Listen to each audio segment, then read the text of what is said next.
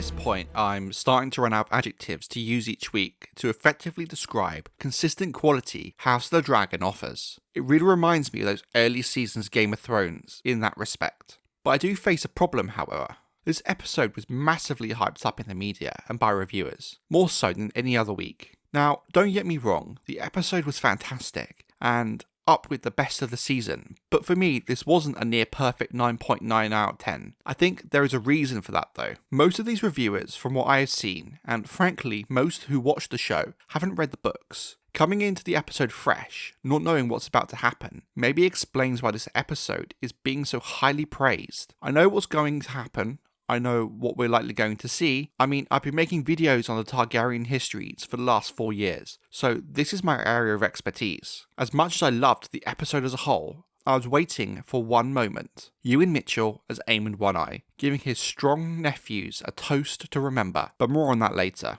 Unlike the last time skip, I think this 6-year time skip was handled much better. The kids are grown up and Aegon the Younger and Viserys have been born, with Rhaenyra pregnant with her and Daemon's third child. I think it was a really clever way of setting the stage by showing Daemon collecting the dragon eggs for the baby. It creates a natural way to introduce the idea into the narrative. While I think in most cases the aging up has been done really well, I have to be honest, I do find it really hard to believe Rhaenyra is Jace's mother. I think possibly the actor is just a tad too old. But when trying to age up so many actors, it's near impossible to have everything line up properly, and it doesn't really prove to be a big deal at the end of the day. The situation on Driftmark is interesting to say the least. It almost plays out as a mini version of the larger issue with the Iron Throne, however with Vaemond's case having context all of its own. While strictly speaking, Vaemond is correct in the assertion he should be the heir to Driftmark, as Luke is not really Laenor's son, and is technically a bastard.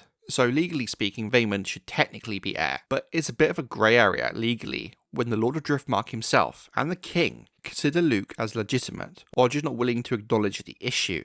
So if the Lord and the King recognise Luke as legitimate despite the truth of the matter, it kind of makes Vaemond's case a real losing battle either way. He knows as much as anyone the only way he can press his claim is with the support of the Hightowers acting in the King's name. It's interesting to see how the Red Keep has changed over 6 years. It seems a much darker and brooding place than it did before. Understandable given the King's decline. From the onset, the lack of welcome for Rhaenyra and Daemon, you can tell this is going to be an awkward and tense affair. I'm still very unsure of how they're characterising Aegon. While in the book you do get an idea that he's a glutton who sleeps around, the idea of then turning that into Aegon assaulting women, albeit without him really realising it, is a bit of a leap. Not a huge leap, true, but this will very much shape his character in a way the book fails to. Unlike Aemond, for example, we don't know an awful lot about Aegon in the book, other than all the superficial stuff. So adding this kind of development was always going to have to happen. How you feel about it, good or bad, is up to each viewer, but for me I still don't think we've seen enough of any of the kids post this time jump to really make any fair assessments on them as a whole. But we do learn a lot about Alicent from this. Whether you interpret her treatment of the girl as good or bad is one thing, but what I think people can agree on is you really see the conflict within her, pulling her both ways. Her interaction with Aegon really gets across her sheer disappointment with who he's becoming. The irony being that this boy she's so ashamed of is the boy she's working so hard to seat on the Iron Throne, without a thought as to if he would even be a good king. So you have another layer of conflict where she knows she has to protect her family, but by doing so, putting a man unfit to be king on the throne. I also love the moment where she comforts Helaena. I think she can kind of see a reflection of herself in the situation that Helena's in with Aegon. The council scene, while it might seem insignificant, is vital to establish two things. Alicent and Otto are firmly in control of King's Landing, with Viserys almost totally out of the picture. Also assuming that if the books are being followed, they will have to fill the council with people they know would back them, albeit a few who speak up and disagree. I think the next episode is vital to establish now is not going to be as simple as placing the crown on Aegon's head. They will first have to secure the capital and the council. I also want to mention here the meeting Otto and Alicent had with Vaemond, as it's very telling. He full well knows that come the death of Viserys there will be blood. So offering the strength of House Velaryon as a way to get the support of Alicent and Otto on paper is a smart move.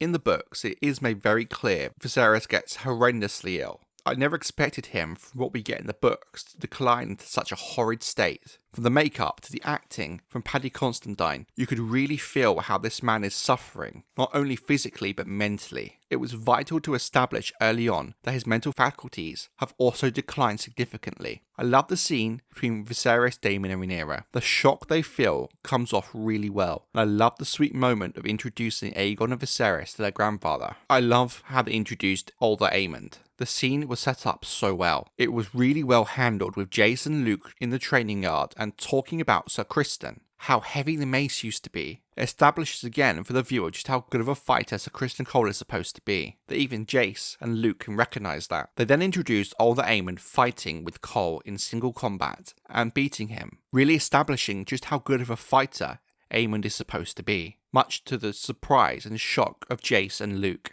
Now, I'm going to go into more detail about Aemond later, but it's no secret I'm a huge Ewen Mitchel fan from The Last Kingdom, and always felt he would nail this role. And needless to say, I think he did. It's amazing just how unhinged he can come across with a single look from that one eye. The throne room petition scene was fantastic. I loved how confident Vaemond and Otto seemed during the opening moments, only for Viserys to have his big moment and sit the Iron Throne one last time. At this point, both the viewer and Vaemond know how this is going to play out. I really loved the touching moment as Daemon rushed to help his brother get to the throne, picking the crown up and putting it on his head. Moments like this are so important in humanising Daemon, showing he's not always some swaggering rogue causing chaos, that there is a real person in there who loves his family. I do wonder what Vaemond was thinking was going to happen when he refused the king's judgment. Otto and the Greens would not publicly back him with the king there. The accusations were treasonous, or did he just not think that Viserys had it in him anymore to hand out punishment? Regardless, it was a very Daemon thing to do to take justice into his own hands, and at the end of the day, the dude did just call his wife a whore.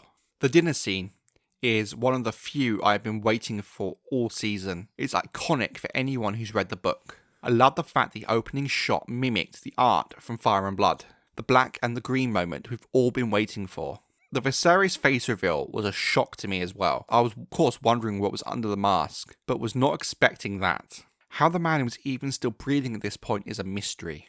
All the toasts were fantastic, and in some way I think sincere. I personally believed in the moment both Alicent and Rhaenyra found that common ground in Viserys, and for a brief flickering moment we see Alicent's facade crack, and there's a glimmer of hope that things might not turn to blood.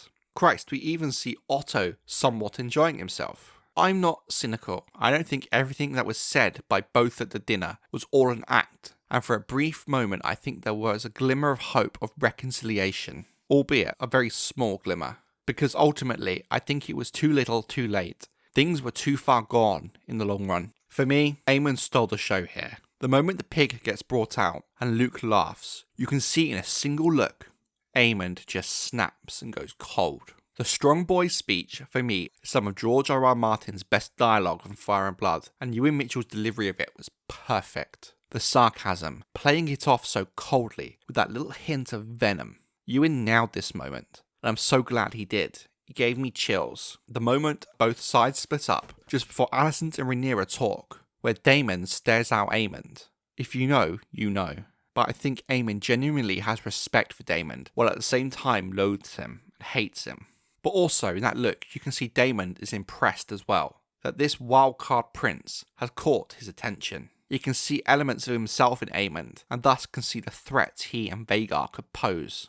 Viserys' death was quite a hard scene to watch. It reminded me of my own grandmother's death in a few ways, but I know what everyone will be talking about. The biggest miscommunication in the history of Westeros. So we have Viserys thinking he's talking to Rhaenyra, not Alicent, and begins talking about the Song of Ice and Fire, which leads to a situation where Alicent is given the impression he's talking about her Aegon, believing he's saying Aegon should be the king. I know some people have said that this is a grasping at straws for Alicent, and she chose to hear what she wanted, but you have to remember this is not the first time that Viserys and Alicent had conversations like this. Back in episode 2, in the Hunt episode, when he and Alicent talk at the campfire, he does give the impression to Alicent that Aegon should be king when talking about his own dragon dreams and visions, that he saw his son sat upon the Iron Throne. Even then you can see that set Alicent on this path, so throw this moment on top, I genuinely believe that she believes she is fulfilling Viserys' last-minute change of heart, his last wishes. Her not having the context for this Song of Ice and Fire prophecy is vital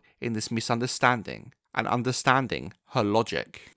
Now, I do agree with most that it is a bit of a stretch, and I think she did hear what she wanted to in his words, but I can understand how she gets to that point. I know people are a little upset that the wall comes down to a misunderstanding, but in reality, there would have been conflict regardless at some point.